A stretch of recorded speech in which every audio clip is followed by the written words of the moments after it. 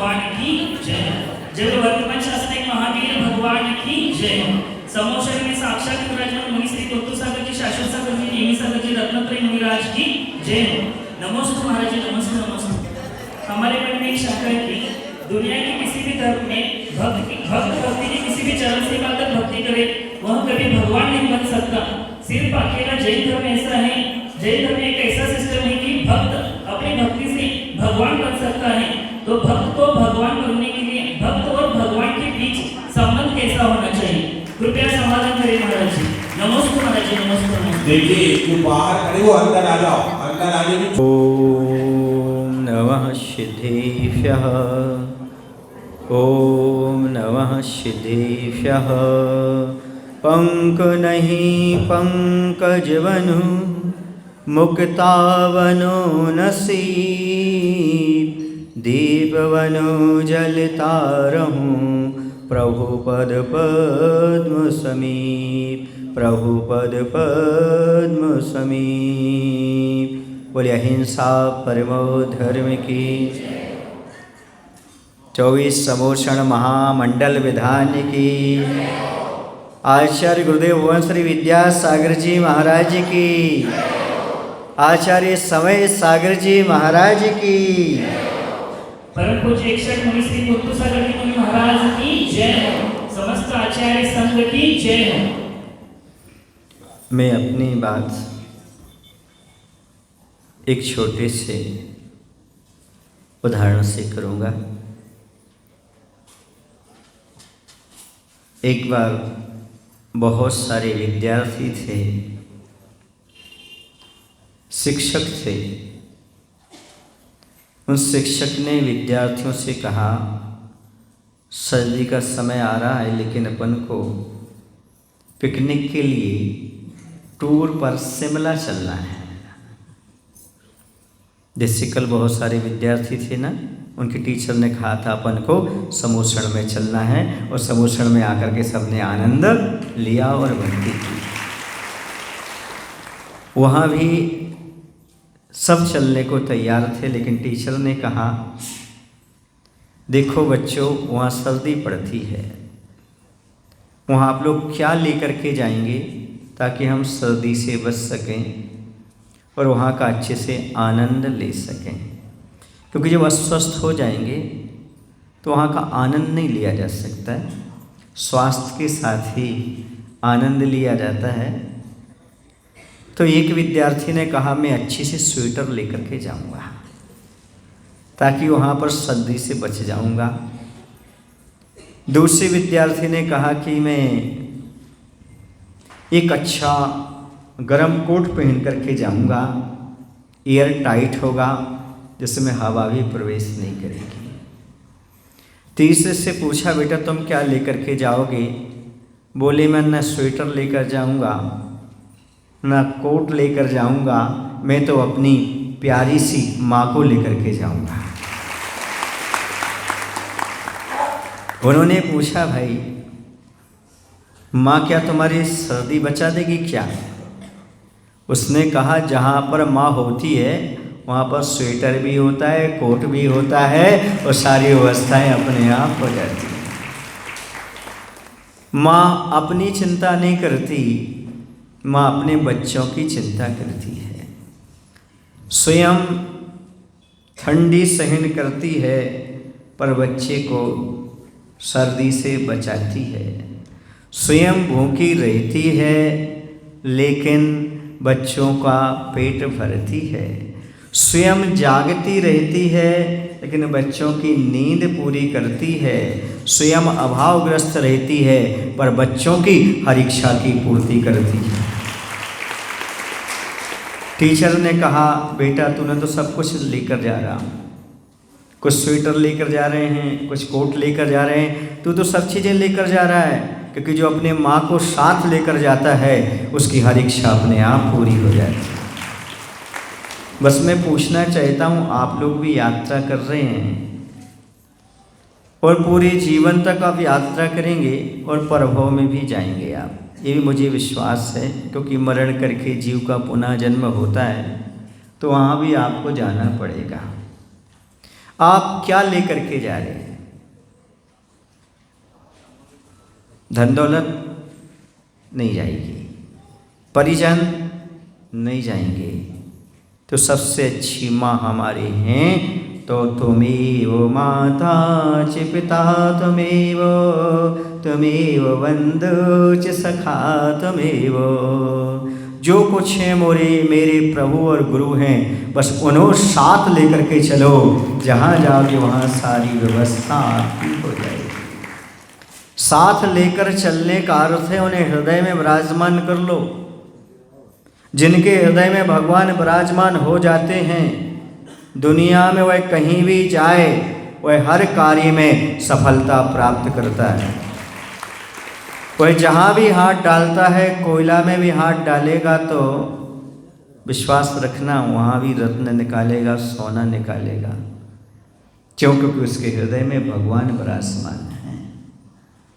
वहाँ जंगल में भी पहुँच जाए तो मंगल हो जाएगा, और सदलगा में भी बैठ जाए तो यहाँ भी स्वर्ग जैसा वातावरण हो जाएगा।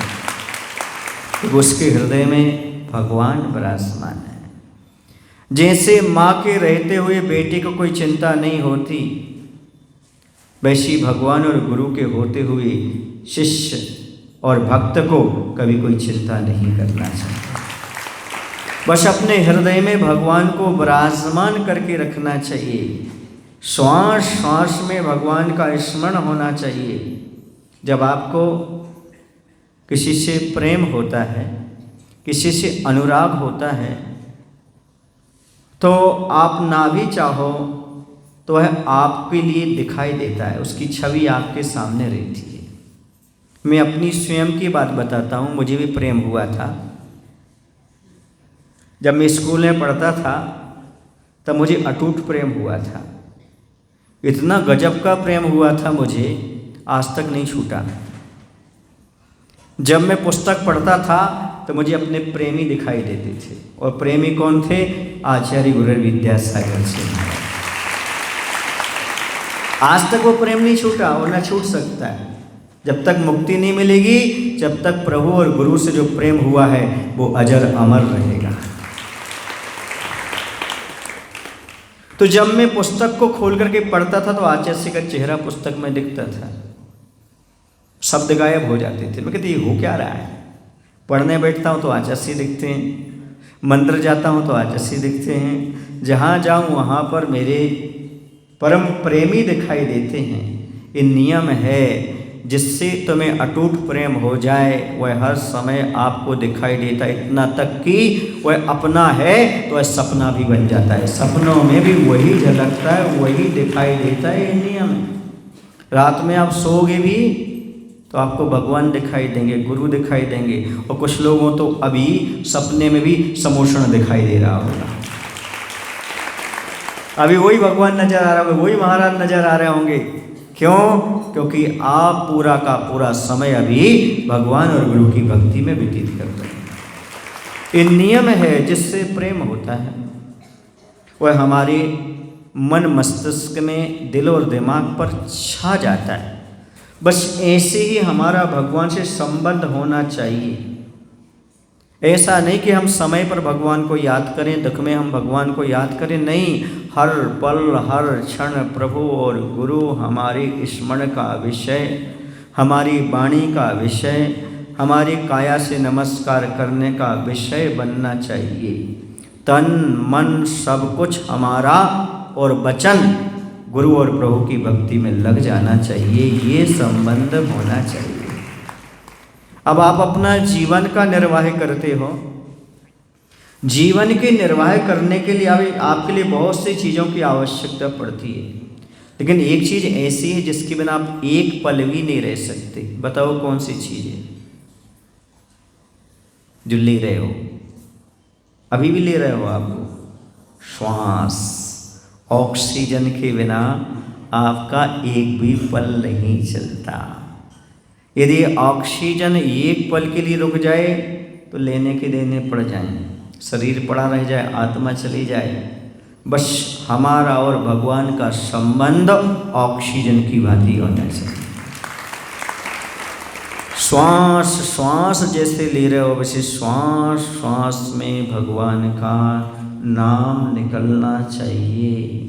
जैसे हृदय धड़कता है तो श्वास से, वैसे हमारा हृदय धड़केगा तो भगवान के नाम से धड़केगा।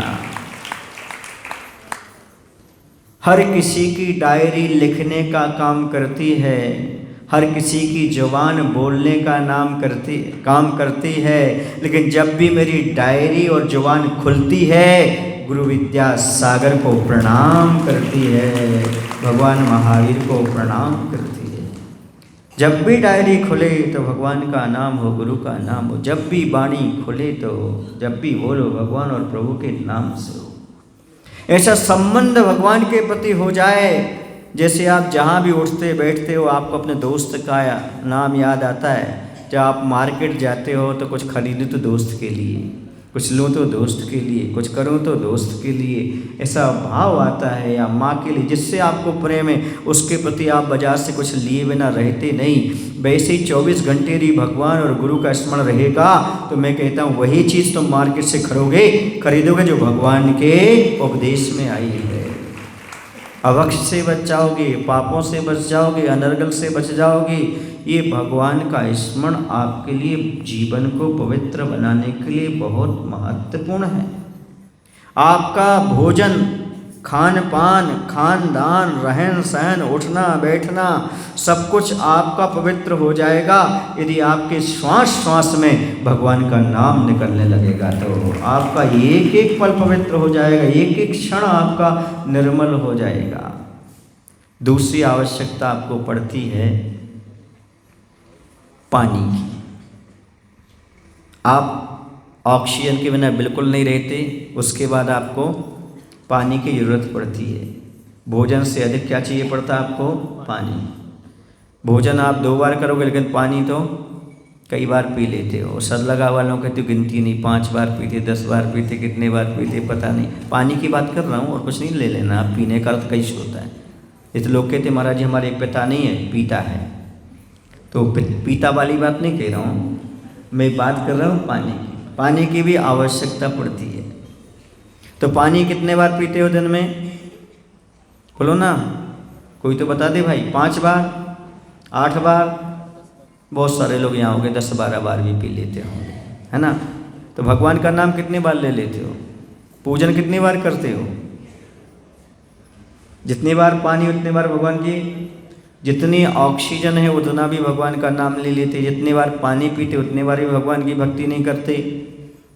अब क्या आया इसके बाद? पानी के बाद भोजन। भोजन कितनी बार लेते हो दिन में?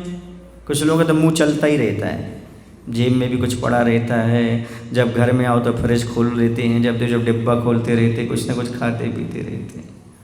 समझ रहे ना? फिर भी ये मान के चलो कम से कम 2 बार तो आप भोजन करते ही होंगे। कितने बार करते होंगे? कुछ लोग तो 3 बार भी करते हैं, इसमें कोई बाधा नहीं है। बीच में कुछ अच्छी चीज़ मिल जाए तो चलता है। तो भगवान की भक्ति कितने बार करते हो? 2 बार। कितने बार सामग्री लेके आते हो भगवान की आराधना करने, पूजन करने? पूर्व मध्य प्राण की वेला नहीं, एक ही बार आते हैं। मतलब भोजन जैसा भी आपने भगवान को नहीं समझा, भगवान से संबंध भोजन जैसा भी नहीं रखा। अब आता है अंत में औषधि। औषध लेना पड़ती है आपको। औषधि मिलने ठिकाना है, औषधि मिलने का ठिकाना। अब बताओ औषधि कब लेते हो? जरूरत पड़ने पर, गरज पड़ने पर, रोग आने पर आप औषधि लेते हो। और लेते हुए क्या सोचते हो? जल्दी रोग ठीक हो जाए और हमारी औषधि छूट जाए। बस ऐसे ही जो दुख और संकट में भगवान को स्मरण करते हैं वो समझो औषधि ले रहे हैं। गरज पड़े कि भगवान है, मुसीबत आ गई तो भगवान की भक्ति कर लो। हे भगवान यदि हमारा इस संकट टल जाएगा तो हम सिद्ध चक्र विधान करेंगे। भगवान ये हमारा संकट चल जाएगा तो हम छत्र चढ़ाएंगे। भगवान हमारा संकट टल जाएगा तो हम शिखर जी जाएंगे। ये संकट ऐसा टल जाएगा तो हम गोमटेश जाएंगे।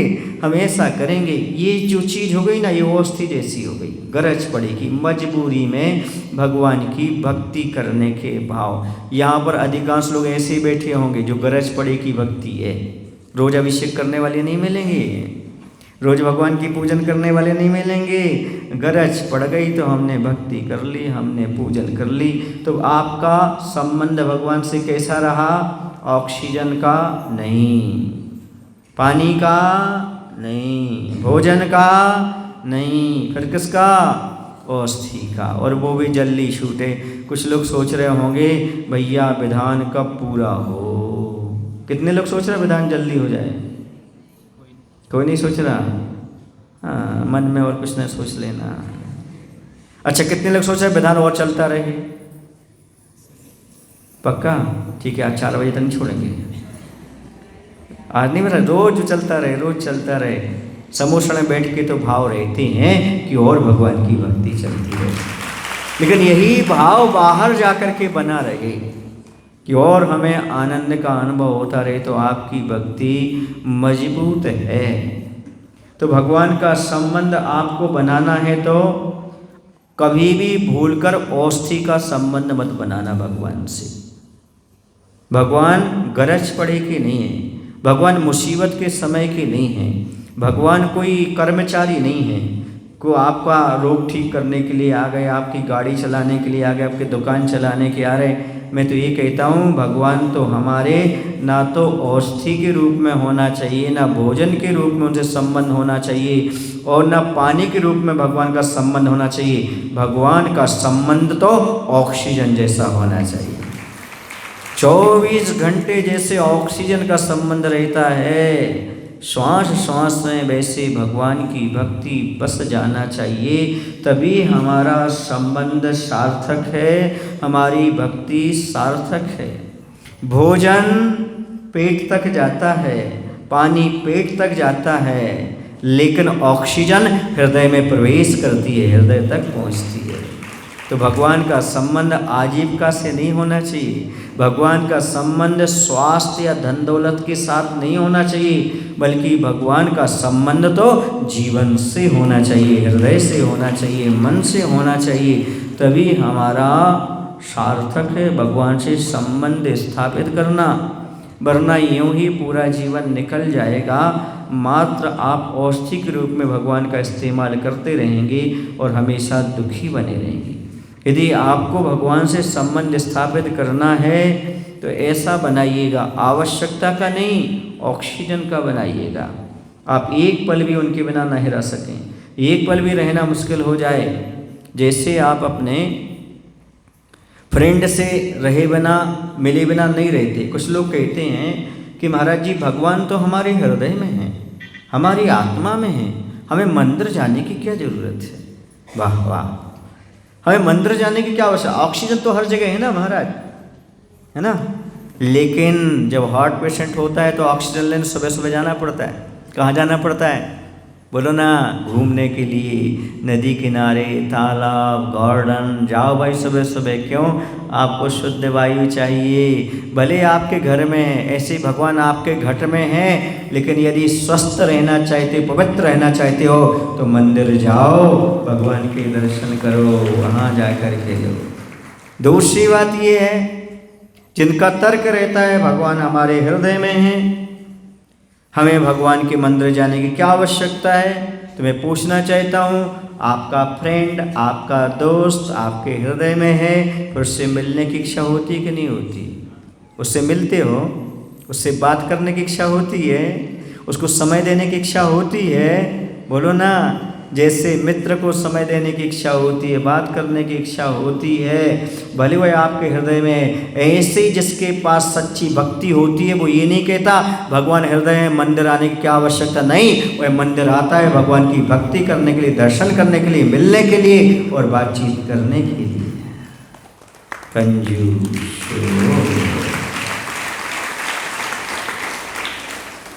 आता है, वो आए बिना रह नहीं सकता, उसका मन लग नहीं सकता जब तक भगवान के दर्शन नहीं कर लेगा, जब तक भगवान का अभिषेक नहीं कर लेगा, उनसे 2-4 बातें नहीं कर लेगा। मेरी तो से बनी ताते करत पुकार, ऐसे जब तक बात नहीं कर लेगा, तुम बिन में व्याकुल भयो जैसे जल बिन बीन, तब तक उसका दिन अच्छा नहीं जाएगा। वो बोलेगा आकर के भगवान कि हमारी तो तुमसे बनती है, पत्नी से भी नहीं बनती है, परिवार से भी नहीं बनती है, समाज से भी नहीं बनती, हमारी तो आपसे बनती है, इसलिए आपसे हमारी विनती है, हमारा कल्याण कर दो। क्योंकि वो कोई हमें कल्याण करने वाले नहीं है, पत्नी भी नहीं, समाज भी नहीं, परिवार भी नहीं, कोई नहीं। आप ही हमारी विनती को सुनोगे, आप ही हमारा कल्याण करने वाले हो, इसलिए हम आपके पास आए हैं। आपके बिना हम रह नहीं सकते, एक क्षण भी हम आपके बिना रह नहीं सकते। ऐसा भाव जब हृदय में जाग जाए तब समझना कि भगवान के प्रति भक्ति है। आपके यहाँ नदी है ना, दूध गंगा नदी है ना, नदी की प्रशंसा तब नहीं होती जब नदी सावन भादों में, सावन और भादों के महीने में अच्छी भरी हो। उसकी तो प्रशंसा जब है जब जेठ मास में भी भरी हो। समझ रहे ना? ऐसी आपकी भक्ति अकेले विधान में दिख रही है ना, लोपी में दिख रही है, 16 कारण भावना में, 10 लक्षण में दिख रही है, वो सार्थक नहीं है। सच्ची भक्ति तो वो है 12 महीने आप भगवान का अभिषेक और पूजन करो, वो भक्ति सार्थक है, वो संबंध सही है। भक्ति भाव भादो नदी, भक्ति भाव भादो नदी, सभी चढ़ी गहराए, सरिता सोई सराहिए, जेठ मास ठहराए। किसी कवि ने लिखा है कि भक्ति भाव भादों की नदी जैसे नहीं होना चाहिए, क्योंकि सारी नदियाँ भादों में पानी से भरी रहती हैं।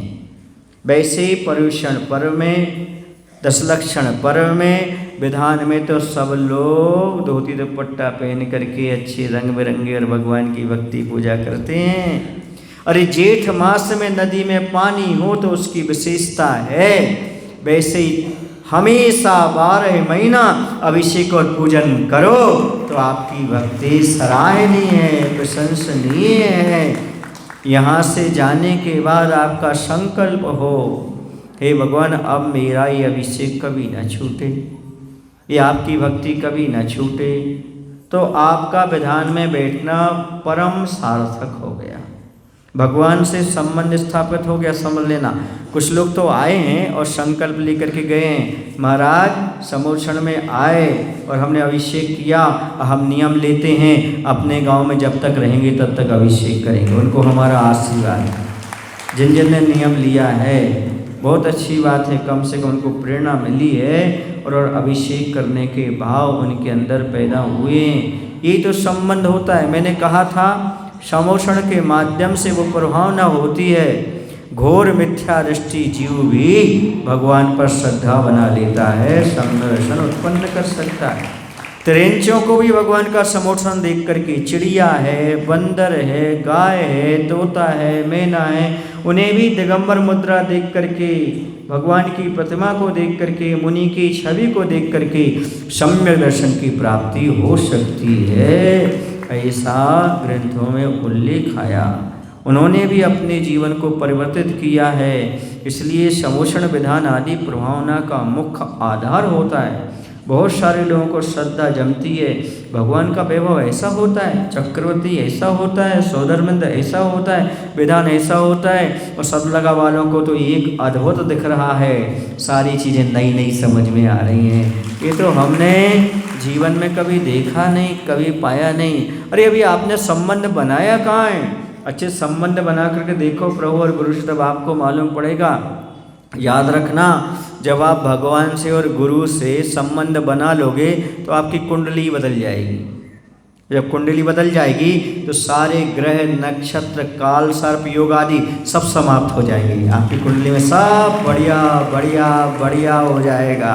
फिर आपको ज्योतिषी के पास जाने की जरूरत नहीं है, तांत्रिक मांत्रिक के पास जाने की जरूरत नहीं है, मिथ्या देवी देवताओं की आराधना के पढ़ने की जरूरत नहीं है। एक बार भगवान से आकर के अच्छे से अभिषेक पूजन का सुनना आनंद ले लो, फिर देखना आपकी कुंडली अपने आप सुधर जाएगी, मैं गारंटी देता हूँ। आपका कुंडली चेंज हो जाएगी, क्योंकि आप वीर की संतान हो जाएंगे और श्रावक हो जाएंगे। जब वीर की संतान और श्रावक हो जाएंगे तो आपके सारी चीज़ों में परिवर्तन अपने आप दिखाई देने लगेगा। आपको लगेगा मैं तो बहुत बड़ा सौभाग्यशाली हूँ। अच्छा ये बताओ, समोषण के में बैठकर किसको लग रहा कि मैं गरीब आदमी हूँ? बोलो, किसको महसूस हो रहा है मैं गरीब आदमी हूँ? अच्छा, किसको महसूस हो रहा हो कि मैं दुनिया का सबसे बड़ा आदमी हूँ? बोलो ना, किनको महसूस हो रहा है? अरे समोषण में बैठ गए, समझो सबसे बड़े अमीर हो गए। जो भगवान के करीब है वही तो अमीर हैं। मैं कहा करता हूँ, मैं बाहर से बहुत गरीब दिखाई देता हूँ, मैं बाहर से बहुत गरीब दिखाई देता हूँ, पर अंदर से भगवान के बहुत करीब रहता हूँ। मैं आप जैसा अमीर नहीं होना चाहता और भगवान से दूर नहीं होना चाहता। मैं तो और गरीब होना चाहता हूँ, पापों और कसायों से, और भगवान के और करीब होना चाहता हूँ। मैं तो इतना गरीब होना चाहता हूँ, एक दिन खुद भगवान होना चाहता हूँ, एक दिन खुद भगवान होना चाहता हूँ। ये गरीबी सबको प्रदान करे भगवान। पापों से गरीब हो जाओ, कसायों से गरीब हो जाओ, सारे पाप छूट जाएं, परिग्रह छूट जाएं और भगवान से करीब आ जाओ। जितने संसार के पदार्थों से चिपकोगे उतने भगवान से संबंध दूर होता जाएगा, और जितने संसार के पदार्थों से दूर हटोगे उतना भगवान से गाढ़ संबंध होता चला जाएगा। भगवान से संबंध स्थापित करने का, भगवान के करीब आने का यदि कोई रास्ता है तो वो है अभिषेक। भगवान के करीब आने का कोई रास्ता है, सबसे करीब भगवान के आ सकते हो तो अभिषेक के माध्यम से और पूजन के माध्यम से आ सकते हो। और गुरु के पास करीब आने का कोई रास्ता है तो दो रास्ते हैं। यदि गुरु के करीब आना चाहते हो, एक आहाचर्या में सम्मिलित हो जाओ और दूसरा वैयावृत्ति में सम्मिलित हो जाओ, सम्मिलित हो जाओ। दो ही ऐसे साधन हैं जिसके माध्यम से आप प्रभु और गुरु के नज़दीक आ सकते हो। मैंने देखा है गुरु महाराज का वात्सल्य खूब मिलता था बिहार में, और अन्य जगह जब वैयावृत्ति के समय जाते थे ना तो खूब वात्सल्य मिलता था। समझ आ रहा आपको कि नहीं आ रहा? इसी प्रकार से आप यदि गुरु की वैयावृत्ति करेंगे, साधु की वैयावृत्ति करेंगे तो आप बहुत नज़दीक आ जाएंगे और उनकी बरगनाएँ आप तक आएंगी। भले महाराज को रोग हो, क्योंकि महाराज अपना स्वयं इलाज नहीं करते, समझ रहे आप लोग कि नहीं, लेकिन महाराज को स्पर्श करने से आपके रोग जरूर ठीक हो जाएंगे, मेरी कारण। समझ आ रहा? सनत कुमार चक्रवर्ती को स्वयं रोग था, और भी मुनिराज सोमचंद आचार्य महाराज थे, बिल्कुल दुबले बैठे थे। उनके भाई को लगा भरथरी को, अरे कैसी साधना, ये तो सूख रहे हैं, इन्हें खाने पीने नहीं मिल रहा क्या? और भरथरी ने 12 साल की साधना की, स्वर्ण रस तैयार किया और अपने दिगंबर भाई के पास आकर के रखा, लो भैया अपनी दरिद्रता दूर कर दो। वो हंसने लगे, सुन रहे ना, और उन्हें ऐसा हाथ किया और उनकी तुंबड़ी जो थी ना रसायन की नीचे ढुलक गई, उन्होंने कही तो डिप्रेशन में आ गई। हाँ देखो, इस स्वर्ण के बनाने की सिद्धि की थी, रसायन तैयार किया था, 12 साल की साधना, और इन्होंने लुढ़का दिया। फिर उन्होंने कहा, सुनो भाई ध्यान रखो, ये स्वर्ण को प्राप्त करने के लिए साधु नहीं बने, 100 तत्व आत्म तत्व की प्राप्ति के लिए साधना की जा रही है, स्वर्ण तत्व के लिए नहीं की जा रही। और उन्होंने अपना पसीना, सीना का पसीना, कहाँ का, अपने सीने के पसीने को लिया और एक शिला पर छटक गया, पूरी की पूरी शिला स्वर्णमय हो गई। यह है साधु की तपस्या का परिणाम। दिखाते नहीं है, पर कभी कभी मिथ्या दृष्टि जीव को सही रास्ते पर दिखाने के लिए चमत्कार भी बताना पड़ता है। ध्यान रखो, ये मुनि मुद्रा, इस मुनि मुद्रा में केवल ज्ञान प्राप्त करने की क्षमता है, ये विश्वास रख करके चलना चाहिए। सारी रिद्धि सिद्धि यदि प्राप्त होते हैं तो इस साधु की मुद्रा से ही प्राप्त होती है। गरधर परमेष्ठी जो होते हैं ना, उनके पास केवल ज्ञान को छोड़ करके बाकी सारी रिद्धियाँ होती हैं, वो भी मुनि ही कहलाते हैं, गरधर परमेष्ठी भी। समझ आ रहा ना? ऐसी क्षमता, ऐसी शक्तियाँ उनके पास होती हैं। इसलिए भगवान का अभिषेक जरूर करो यदि उनकी एनर्जी पाना चाहते हो तो। साधु की वैयावृत्ति जरूर करो, आहार दान जरूर दो। यदि उनकी एनर्जी पाना चाहते हो, उनकी नज़दीकी पाना चाहते हो, उनका वात्सल्य पाना चाहते हो, उनकी कृपा पाना चाहते हो, पूछो क्यों? क्योंकि जो सामने रहता है वो दिखाई देता है, सामने रहता है उसके बारे में विचार आता है, चिंतन आता है। समझ आ रहा है ना? कभी आपको साधु याद कर लें तो समझना अहोभाग, लेकिन कभी भगवान याद कर लें तो अहोभाग्य मत मानना। सुन रहे ना? कहते भगवान आपको प्यारे बने रहें, आप भगवान को प्यारे मत होना। नहीं समझे यहाँ के लोग? भगवान को प्यारे होना समझते हो? हाँ, तो आपको भगवान प्यारे बने रहें पर आप भगवान, है ना, पर भगवान के प्यारे मत बनना। अर्थात भगवान से कोई कामना मत करना, भगवान की भक्ति करते रहना, आपका जीवन बहुत सुंदर और पवित्र बनेगा। तो भगवान का और हमारा संबंध वैसे ही होना चाहिए बंधुओं, जैसे हम ऑक्सीजन को लेकर के पल क्षण, आप सो रहे हो तो भी ऑक्सीजन काम करती है, आप खा रहे हो पी रहे हो तो भी ऑक्सीजन काम करती है, आप लेते रहते हो, जो भी कार्य कर, ऐसे श्वास श्वास में भगवान का स्मरण चलते रहना चाहिए। जहाँ भी जाओ, जैसे भी जाओ, जहाँ भी रहो, जब भी आपका मरण होगा तो सद्गति ही मिलेगी, क्योंकि आप अपने मुख से भगवान का नाम ले रहे हैं, भगवान को स्मरण कर रहे हैं। जहाँ जैसा भी हो जाए, हमें कोई दिक्कत नहीं, मरण हो जाए, जो होना हो जाए, बस हमारे अंदर भगवान का स्मरण चलना चाहिए। भगवान का स्मरण करने वाले का जीवन सार्थक होता है और मरण भी सार्थक हो जाता है, और परभव भी उसका सार्थक ही मिलता है, परभव में भी उसका अपना जीवन बहुत अच्छा हो जाता है। इसलिए भगवान के दर्शन करो, भगवान की पूजन करो, अभिषेक करो। एक दिन भी ऐसा ना जाए कि आप भगवान के दर्शन पूजन नहीं कर रहे। मैं कहता हूँ 8 दिन भगवान का अभिषेक करके देख लो, 8 दिन मुनि को आहार दान दे के वैयावृत्ति करके देख लो, आपको लगेगा कि मुझे बहुत एनर्जी प्राप्त हुई है। फिर आप जीवन में कभी भगवान का अभिषेक नहीं छोड़ेंगे, साधुओं की वैयावृत्ति नहीं छोड़ेंगे। एक बार लगन लग जाती है फिर जीवन भर वह काम करती रहती है। अच्छा ये बताओ, जिससे आप संबंध स्थापित करना चाहते हो तो सबसे पहले लड़का जब लड़की से संबंध स्थापित करता तो क्या देता है? रिंग। क्या देता है?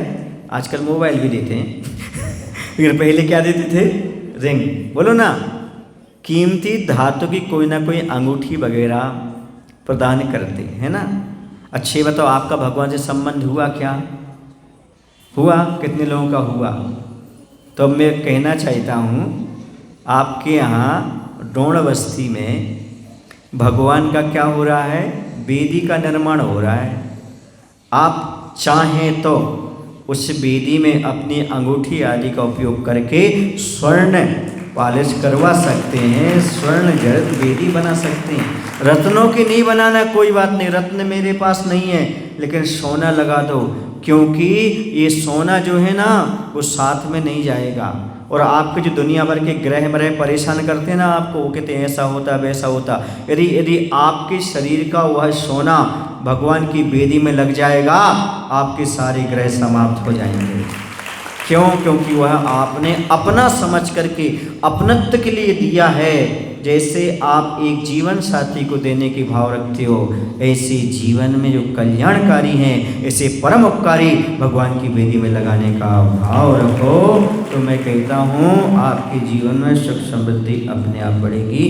बोले महावीर भगवान की जय, आचार्य विद्यासागर जी महाराज की जय। मैं 5 मिनट बैठा हूँ, यदि आपके भाव हो रहे हो तो आप कर सकते हो। हे प्रभु, हम सभी को इतनी शक्ति, इतनी बुद्धि देने की कृपा करो, ताकि हमारा भगवान से संबंध जब तक रहे, जब तक मैं स्वयं भगवान ना बन जाऊं। हे भगवान, जो कुछ मेरे पास है वह कुछ ना कुछ मंदिर में, वेदी में काम में आ जाए, तो मेरा जीवन, मेरा धन कमाना सब सार्थक हो जाए। नमोस्तु। नमस्कार।